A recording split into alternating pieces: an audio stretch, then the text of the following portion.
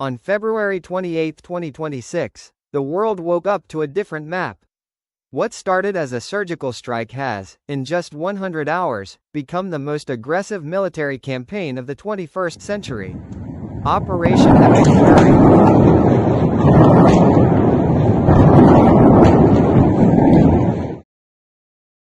Led by the US, and Israel's Operation Roaring Lion haven't just hit targets, they've decapitated a regional superpower. With Supreme Leader Khamenei confirmed dead and the Iranian Navy sitting at the bottom of the Persian Gulf, we aren't just talking about deterrence anymore. We are talking about the total dismantling of the Islamic Republic. Is this the masterstroke that brings peace through strength, or have we just pulled the pin on a global grenade? Today, we dive into the firestorm.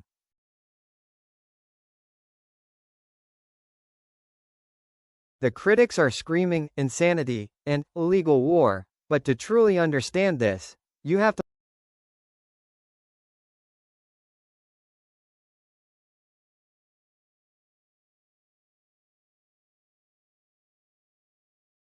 look at the Trump Doctrine 2.0.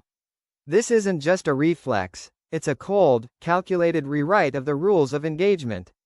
For the first time, we see the administration's predisposition to non-intervention meet its breaking point.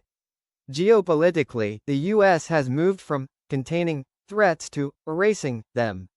The goal isn't a 20-year occupation like Iraq, it's a high-speed decapitation of the regime's hardware and leadership, betting that a leaderless Iran will crumble from within without a single American administrator ever stepping foot in Tehran.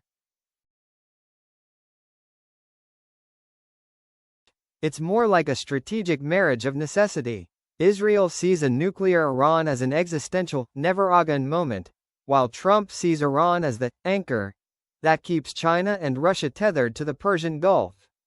By obliterating the regime, the U.S. is launching a preemptive reset of the entire global order. Trump's message to the world is clear: the days of managed decline are over. It's a high-stakes gamble that assumes the world will accept a fait accompli if the victory is fast enough. But if the Interim Leadership Council in Tehran holds, we've just traded a Cold War for a regional wildfire.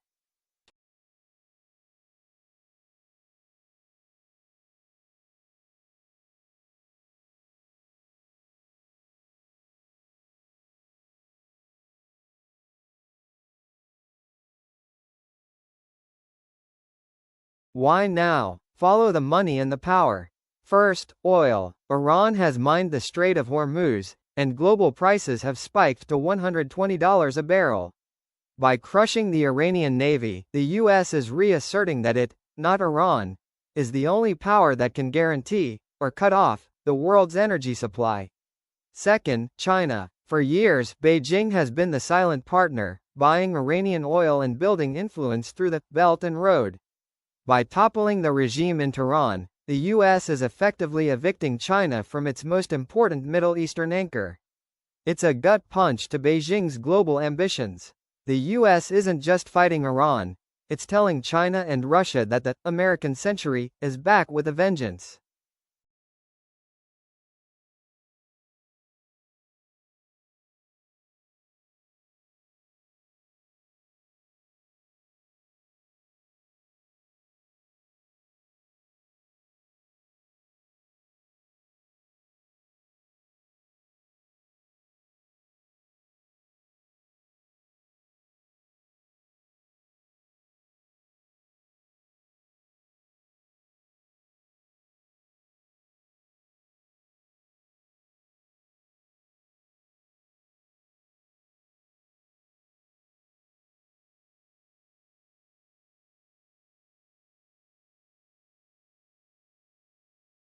This is where it gets dangerous.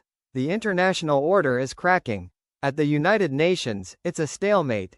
Secretary General Guterres has called this a grave violation of the UN Charter. But the U.S. Ambassador, Mike Waltz, isn't blinking.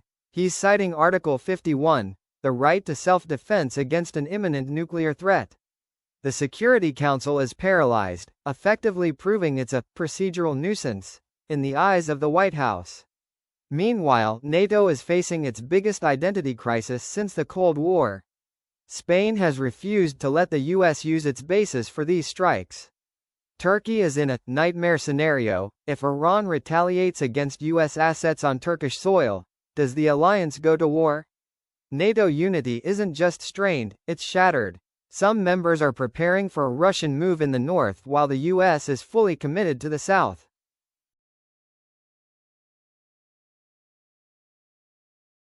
We are living through a geopolitical tsunami. If Operation Epic Fury succeeds, the axis of resistance is dead, and the US regains total dominance. If it fails, we're looking at a decade of proxy wars, refugee waves, and a global economic depression. Is this a masterstroke of peace through strength, or is it the start of a catastrophic escalation? Is the UN dead? Is NATO irrelevant? The next 100 hours will decide the fate of the next 100 years. What do you think? Is this the right move to stop a nuclear Iran, or are we witnessing the start of World War III? Let me know in the comments.